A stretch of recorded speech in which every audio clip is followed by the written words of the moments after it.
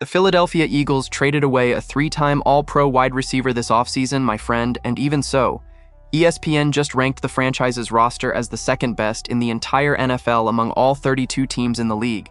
That is not an accident. It is the result of years of building a depth that most teams in the league simply cannot even conceive of. And within that ESPN analysis, there is a specific highlight that went unnoticed by most of the fan base.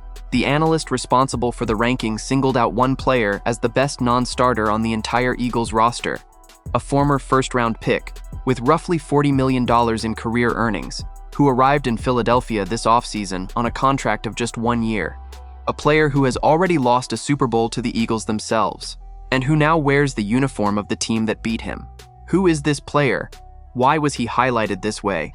And what does he represent for the problem the Eagles have not been able to solve in recent years? I am going to walk you through this entire ESPN analysis, including the improbable journey of this player, who started out working at an amusement park to pay the bills before reaching the NFL. But first, if you are a die-hard Eagles fan, hit that like button and subscribe right now, because understanding the depth of this roster is understanding why the Eagles continue to be named one of the big NFC favorites, even after losing one of the best wide receivers in the league. The analysis came from ESPN's Aaron Schatz in the league's annual roster ranking published on July 6, 2026, the same ranking that placed the Eagles second overall among all 32 teams, even after the A.J. Brown trade to the New England Patriots, a topic we already discussed in detail in previous videos on this channel. When highlighting the best non-starter on the roster, Schatz chose wide receiver Marquise Brown, signed by the Eagles in March on a one-year deal worth up to $6.5 million. In Schatz's own words, he is not going to be a starter, but the former first-round pick from 2019 will have a real role in the Eagles' offense. Last season, with the Kansas City Chiefs, Brown had 49 receptions for 587 yards and 5 touchdowns, and his average of 12 yards per reception was his highest since 2020. To understand what Brown represents, you need to know the improbable journey that brought him here. He was born in Hollywood, Florida. Yes, the nickname literally comes from his hometown, given to him by broadcaster Gus Johnson during a college game in 2017. Brown grew up playing Pop Warner in the same Florida league as Lamar Jackson, and he is the cousin of former All-Pro Antonio Brown. But despite the famous last name and the absurd speed, he came out of high school without receiving a single scholarship offer from Division I schools. His path went through College of the Canyons, a junior college in California, and since California junior colleges do not offer athletic scholarships, Brown worked at the Six Flags Magic Mountain amusement park to pay the bills while trying to catch the attention of recruiters. After 1 season, the offers finally came, and he transferred to Oklahoma, where he played alongside 2 Heisman Trophy winners, Baker Mayfield and Kyler Murray, and became a first-team All-American in 2018, with 2 consecutive 1,000-yard seasons. In 2019, the Baltimore Ravens selected him with the 25th overall pick of the draft. And here is a curious detail. The Ravens were only in that position because they had traded down with none other than the Philadelphia Eagles themselves, who moved up to the 22nd pick in that deal. Brown's NFL career began in historic fashion.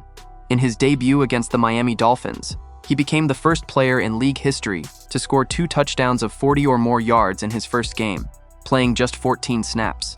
In 3 seasons with the Ravens, he built his best stretch, including the only 1,000-yard season of his career in 2021.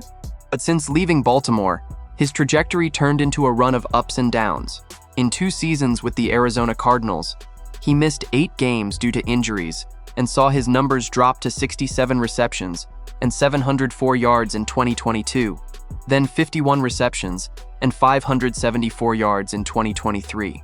In 2024, he signed with the Kansas City Chiefs on a 1-year, $7 million deal and missed 15 regular season games due to injury, returning only for the playoffs and for the Super Bowl LIX loss to the Eagles themselves, the team he now plays for.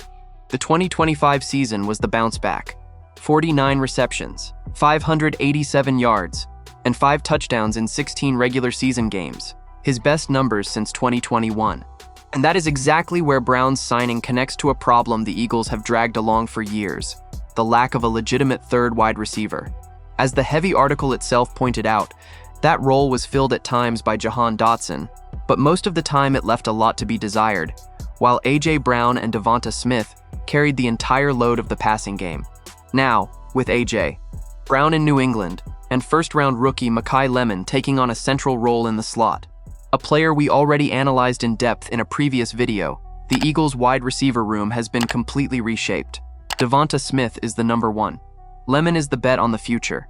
Dontavion Wicks arrived from Green Bay, along with new coordinator Sean Mannion. And Hollywood Brown enters exactly as the veteran depth piece that gives the scheme what none of the others offer in the same way: elite vertical speed to stretch the field. The comparison that followed Brown since the 2019 draft was to DeSean Jackson, one of the greatest deep threats in recent NFL history, and, ironically, an eternal name in the Eagles' own history. Here is the bottom line. The value of the signing lies exactly in the fit between cost and function. The article itself points out that the market projected Brown on a one-year, $5.5 million contract, so the Eagles paid a slight premium, up to $6.5 million, to secure the player. But for a team that lost A.J. Brown and will depend on a rookie as its second passing option, having a 7-season veteran with 371 career receptions, 4,322 yards, and 33 touchdowns, willing to accept a rotational role without starter status, is the kind of luxury only rosters built with intelligence can have. The risk is known. Brown has missed games due to injury at practically every stop since leaving Baltimore, including those 15 missed games in 2024. But in a third or fourth receiver role, without the pressure of being the offense's primary valve, that risk gets diluted within a room deep enough to absorb it. The bigger context of this ESPN analysis deserves a final highlight. Being ranked as the second best roster in the NFL after trading an All-Pro is the clearest possible validation of the roster-building work Howie Roseman has been doing, a pattern we have observed repeatedly this offseason, from quiet signings like Johnny Munt to long-term bets like War Bernard. Hollywood Brown is one more example of that philosophy. Proven value, controlled cost, specific function within the scheme. If he stays healthy, Sean Mannion's offense gains a vertical dimension that was missing at various points in 2025. If he does not, the one-year investment dissolves without compromising anything of the bigger plan. With Aaron Schatz highlighting Hollywood Brown as the best non-starter on a roster ranked second best in the NFL, with the wide receiver room completely reshaped after A.J. Brown's departure, and with an injury history that is the only real question mark about this signing, the question left for you, Eagles fan, is direct. Do you believe Hollywood Brown will manage to stay healthy and be the vertical weapon this offense was missing? Or will the injury history of the last 4 years repeat itself once again in Philadelphia? Drop your opinion in the comments. Do not forget to hit that like button and subscribe to the channel. I will be back later to keep you updated with the latest Eagles news.